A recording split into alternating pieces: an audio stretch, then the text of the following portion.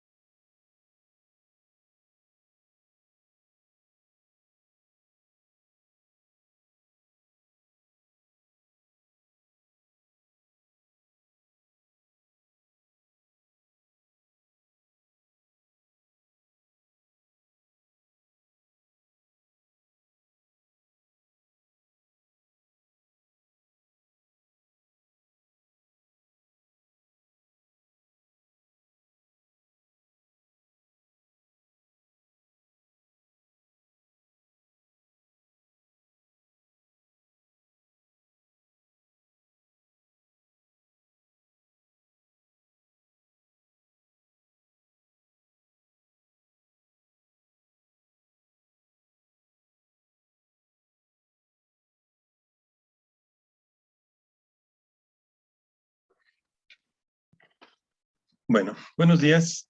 Vamos a comenzar. El día de hoy tenemos bastante que analizar. Veníamos revisando la clase anterior, el proceso de análisis de lo que conforma la ergonomía ambiental. Y en ese sentido hablábamos de las condiciones del entorno que rodea el puesto de trabajo, es decir, el lugar donde se ejecuta la actividad productiva, eh, independientemente si es administrativa o si es producción. Y destacaba algo que es importante. El diseño de este entorno o las condiciones que debe tener ese entorno son precisamente para prevenir cuestiones que tienen que ver con la seguridad y la salud de los trabajadores. La otra parte que sigue, una vez que ya analizamos todo lo que es el entorno y identificamos cuáles son las condiciones idóneas que debemos de buscar para este entorno, pues ahora vamos a hablar un poquito más específicamente del puesto de trabajo, es decir, el sitio donde está la interacción entre la máquina, el ser humano y obviamente el entorno. Tenemos idea de cuáles son las condiciones del entorno que afectan. Bueno, vamos ahora a ver cómo se está dando esta interrelación, ¿ok? Entonces es lo que vamos a trabajar. Bueno, como datos generales, lo primero que vamos a analizar es la antropometría en el diseño de puestos de trabajo. Ya sabemos qué es antropometría, sabemos que hay dos ramas principales de esta, que son la antropometría estática y la antropometría dinámica. En la primera estamos hablando simple y sencillamente de las dimensiones de las partes del cuerpo humano. Y en la antropometría dinámica estamos analizando, además, o junto con, estamos analizando las dimensiones de las posibilidades de movimiento de las extremidades y de las articulaciones del cuerpo humano. En este caso, si fuera con nuestros brazos, se le llama alcance; si fuera con nuestras piernas, se le llama a lo mejor la distancia de zancada, los ángulos de movimiento de nuestras articulaciones, cuáles son las más cómodas, cuáles de estas dinámicas de movimiento pueden llegar a generar o alcanzar los límites biológicos o fisiológicos del ser humano, ¿no? Hasta ahí esta parte. Entonces hay que incorporar toda esta información hacia el diseño del lugar de trabajo, dependiendo las características antropométricas de los individuos que van a interactuar con estas instalaciones, con este lugar de trabajo, ¿vale? Entonces, al inicio, al comienzo del siglo, dice aquí, la principal preocupación era la técnica, es decir, buscar cómo hacer las cosas. Y eso era pues todavía un desafío, era el pleno desarrollo de las actividades del ser humano.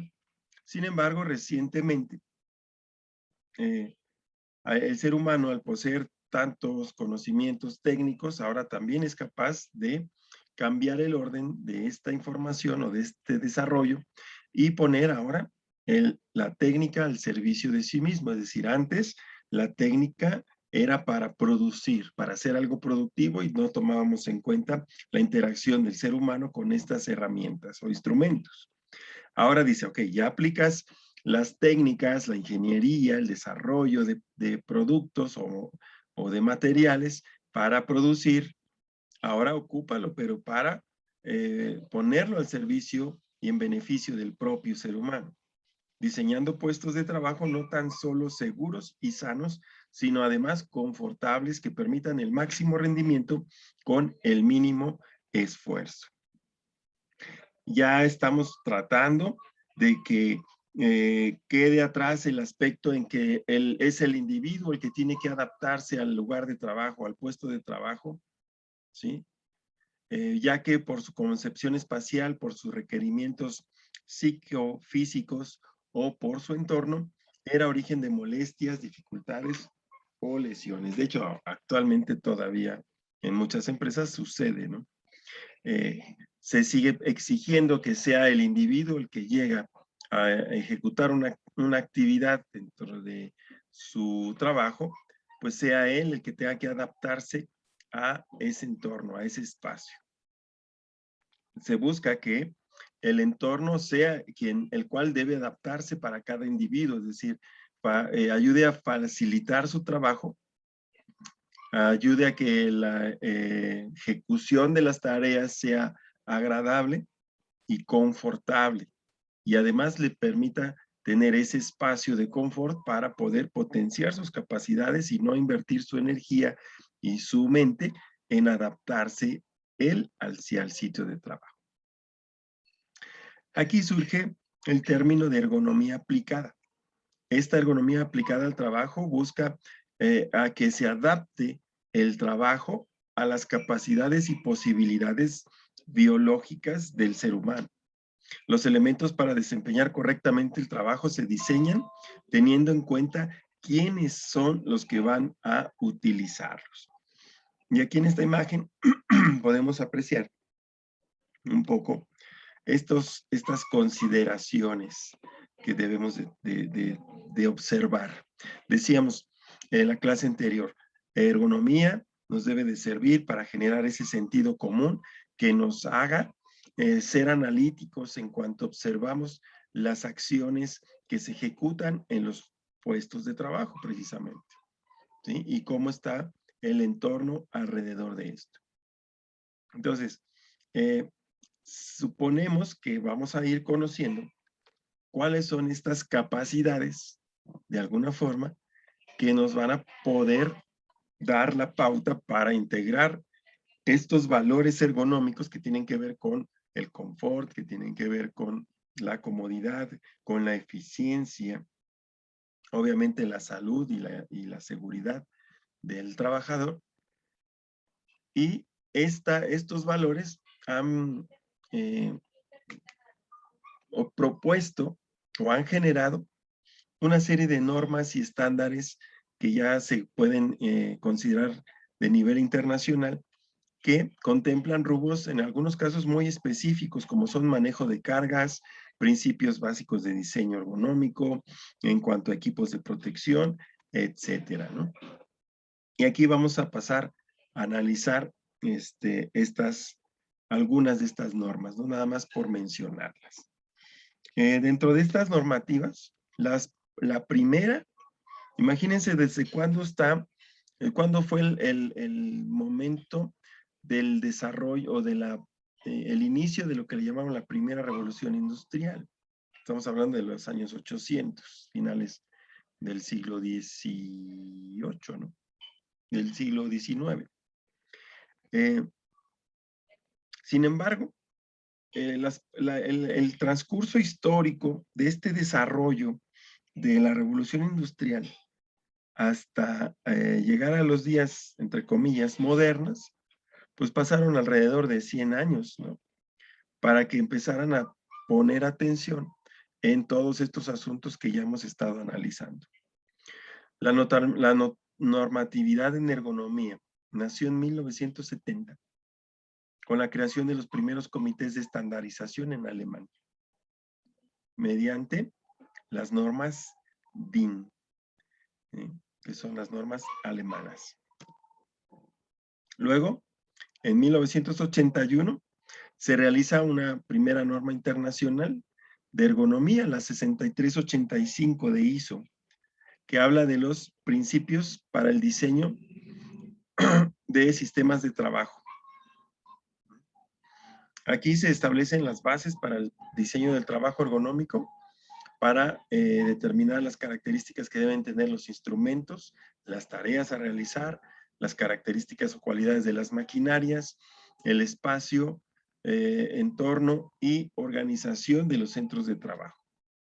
Estas normas lo que persiguen es, como ya revisamos alguna parte de estas normas, es identificar y establecer los límites de las capacidades del trabajador, es decir, son los límites del ser humano, para realizar una serie de tareas, para prevenir problemas de salud y con ello proporcionar las condiciones de trabajo que sean adecuadas para evitar lesiones a largo plazo. ¿Mm? Es decir, estos mismos conjuntos de normas me están dando información pertinente acerca de las condiciones que rodean el sitio de trabajo, pero además me están diciendo también cómo voy a diseñar o qué consideraciones debo de tener para las acciones que el operador o el trabajador deba realizar en su lugar de trabajo, así como diseñar el entorno inmediato que rodea la actividad. Dentro de esta está también la 6385 del 2016, ¿sí? Que es una de las actualizaciones donde además proporciona un enfoque integrado para el diseño de los sistemas de trabajo en el que los ergónomos cooperarán con otras personas involucradas en él, prestando especial atención equilibrada a lo humano, lo social y a los requisitos técnicos de trabajo. Es decir, para el 2016 incorpora cuestiones que tienen que ver con la parte psicosocial del trabajador en su contexto de trabajo. Además, obviamente, de las cuestiones técnicas propias de la ergonomía. Existe otra que son la ISO 11228 del 2003, que ahí marca los límites recomendados para el levantamiento de cargas. Incluye las tareas de levantar y bajar, el transporte manual, tomando en cuenta respectivamente la intensidad, la frecuencia y la duración de la tarea. Estas son normas muy parecidas a las que ya desglosamos, en las cuales explica las técnicas adecuadas para el levantamiento, para subir o cargar, subir y bajar cargas de manera manual. También indica cuáles son los límites de carga máxima que un individuo con ciertas características físicas puede o debería respetar, ¿sí? Y obviamente pues considera factores para qué tan intenso el ritmo de trabajo y obviamente la duración del momento que realice esa actividad. En otra segunda parte de estas mismas normas de la 11.228, también hay otras especificaciones que establecen los límites para las tareas de empujar o jalar usando todo el cuerpo. Y aquí, bueno, en la ilustración, pues es lo que normalmente vemos en las áreas de almacén de materias primas, ¿no? Jalamos los gatos hidráulicos, yo lo conocía como traspaletas, ¿no? Y a veces necesitamos que nos ayuden para moverlo, pero como no, ¿qué es lo que pasa? Nosotros normalmente pensamos que llevar a cabo este tipo de acciones en el campo laboral son una cuestión excepcional, o sea, no es un procedimiento como tal. Por eso caemos en ese error, en la indisciplina de no considerar este tipo de acciones dentro del área laboral, por lo cual no prestamos atención ni cuidado a ese tipo de actividades. Dime, Roberto. Ahí concuerdo, ¿no? Normalmente llegamos y ocupamos un equipo sin ver un procedimiento, cómo se opera, ¿no? Creemos que es muy sencillo y pues realmente es donde ocurren ahí las lesiones, porque no sabemos ocupar una herramienta de trabajo en base a sus especificaciones. Correcto. Y vamos más allá. Estamos entrando en estos temas y yo no quiero descuidar el punto en que toda esta información, yo obviamente por cuestiones de espacios y de tiempos, solamente estoy haciendo mención de todas estas normativas, pero ahí seguramente están y seguramente habrá algunas más actualizadas, ¿no? Pero a lo que voy es que toda esta información nos debe servir a mí como ingeniero industrial, responsable de cierto personal. Peor si estoy en producción, peor si estoy en almacenes, etcétera, en áreas productivas de trabajo pesado, me deben de servir para capacitarme y para capacitar. Por eso al abrir este capítulo hablaba sobre la técnica que primero la desarrollamos para producir en volumen, ¿no? Al inicio de la revolución industrial, todo lo que podías, todo el pensamiento de la ingeniería estaba enfocado en la producción, ¿sí? Ahora decía, bueno, ahora los últimos años llega el punto en que esto cambia y dice, ahora vamos a enfocarlo, esta técnica y esta ingeniería, ahora vamos a enfocarlo a hacer más compatible el trabajo humano con las máquinas. Giseli, ¿me escucha? Hola, buenos días, profe. Yo tenía una pregunta. ¿Cuál es el peso máximo que debe cargar una persona física? Bueno, Una con persona, respecto en proporción, Ajá. yo estoy seguro que no debe pasar de los 50 kilos y 30 kilos si es mujer. Máximo, ¿eh? Máximo. Adelante, ¿quién más levantó? Muchas gracias. Sí, Yo, prof, buenos días. adelante. Sí, bueno, precisamente el peso máximo permitido es de 30 kilos. Las fajas están prohibidas, bueno, a lo menos donde yo trabajo, puesto que no es una herramienta, un instrumento que sirva más para cargar, sino solo es para mantener la rectitud de la espalda, pero el peso máximo es 30 kilos. Así es. Así es. Yo lo tenía así porque, bueno, mis datos son antiguos, ¿no? Yo todavía fui de los ingenieros que mataba obreros. porque las normas estaban más hacia lo que yo estoy explicando, ¿no? Estábamos más enfocados en mover la mayor cantidad de material. En una labor de descargar, imagínense descargar los vagones del ferrocarril con los costales de, pues, de granos, maíz, frijol, arroz, etcétera, hacia las bodegas de almacenes nacionales de depósito, que le llamaban antes. Pues los individuos cargaban costales de alrededor de 50, 60 kilos. Y era a una intensidad bastante fuerte y a veces era en equilibrio porque había que colocar unos tablones a manera de rampa para que ellos pudieran bajar. Y entonces bajaban, imagínate, en un ángulo de, ¿qué te gusta? Unos 30, 20, 30 grados. Y había que bajar prácticamente corriendo con 50 kilos de costales en la espalda, ¿no? Entonces, las fajas efectivamente no son herramienta de trabajo, ¿sí? Te dan la faja precisamente para que tú conserves una postura cuando estás cargando esos 30 kilos. No es una faja para que cargues 50 kilos, 60 kilos.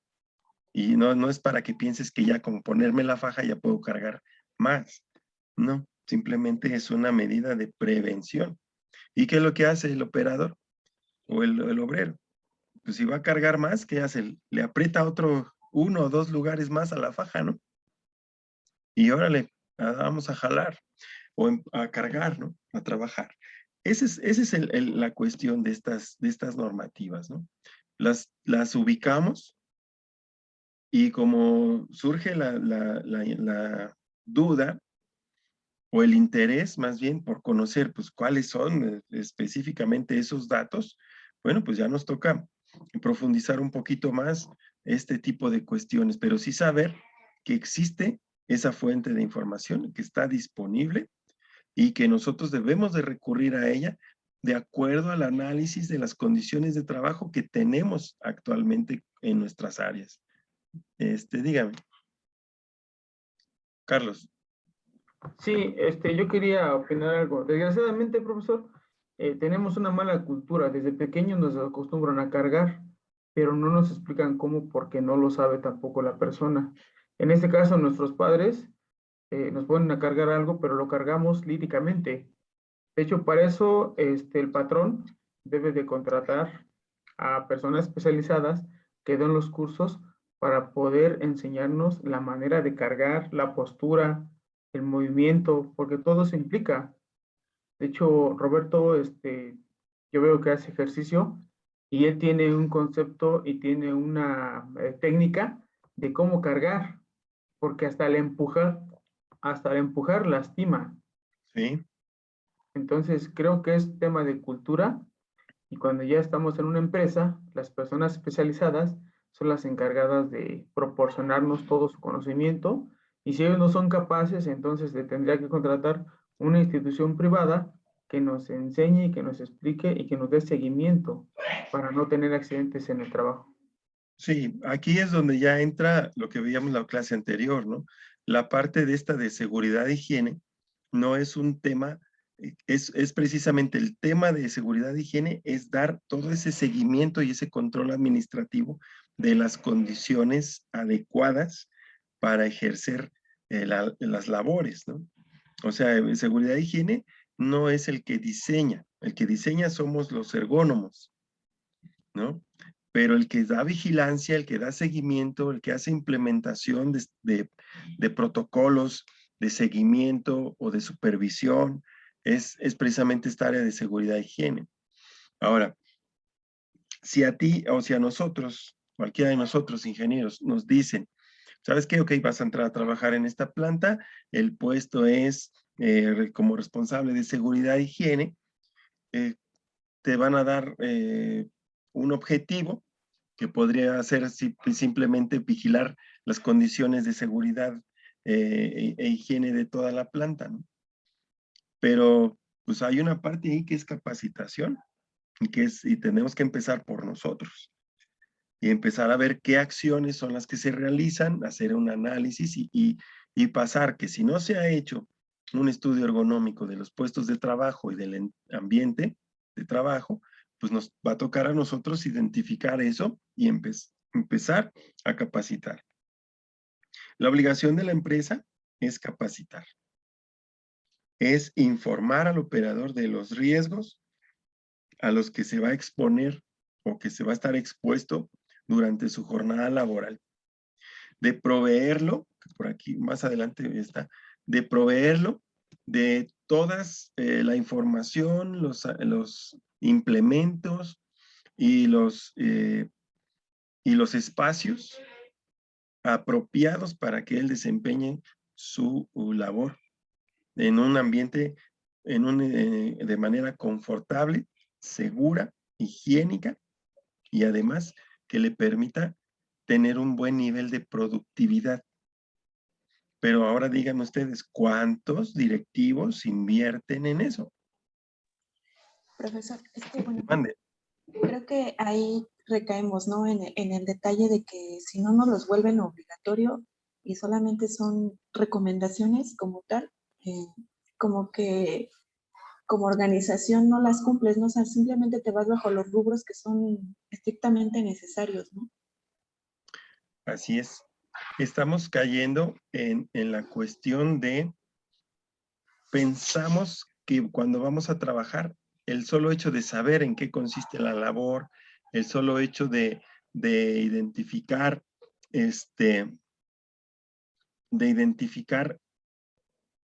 cómo hacer el trabajo, ya es garantía.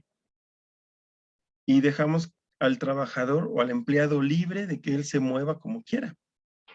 Y ese es un error, porque pues ¿quién es el que termina sufriendo las consecuencias? Pues toda la empresa. O sea, no es un problema de producción ni de la oficina, ¿no?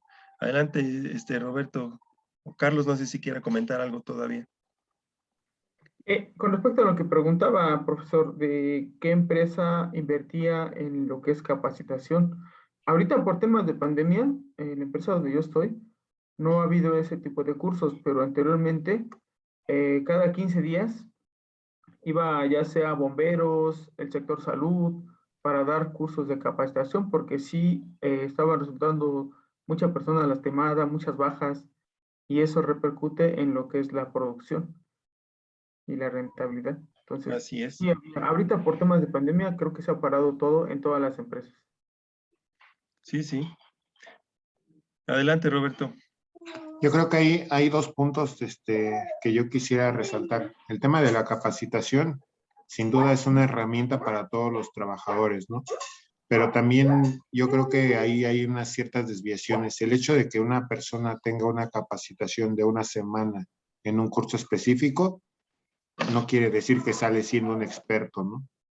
O sea, es un proceso que se tiene que dar acompañamiento para poder aplicar ese conocimiento, esas técnicas que te enseñaron, o esos principios en el curso de una semana, ¿no?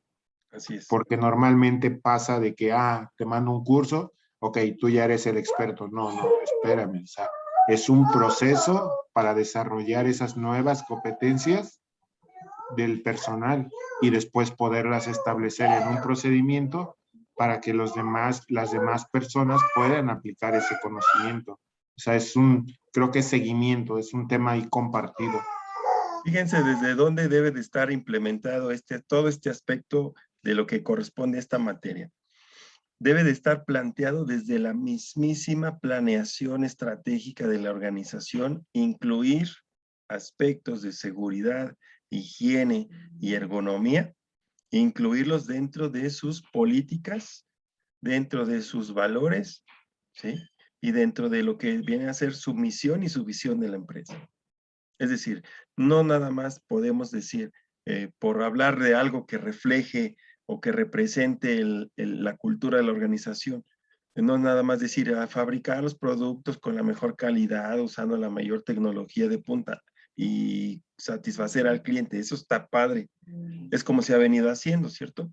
Pero además debo de agregar, si no es en esta parte, y además brindar Si no es en los valores, como ya analizamos un caso, no sé si con ustedes fue, si no, espero que nos veamos después.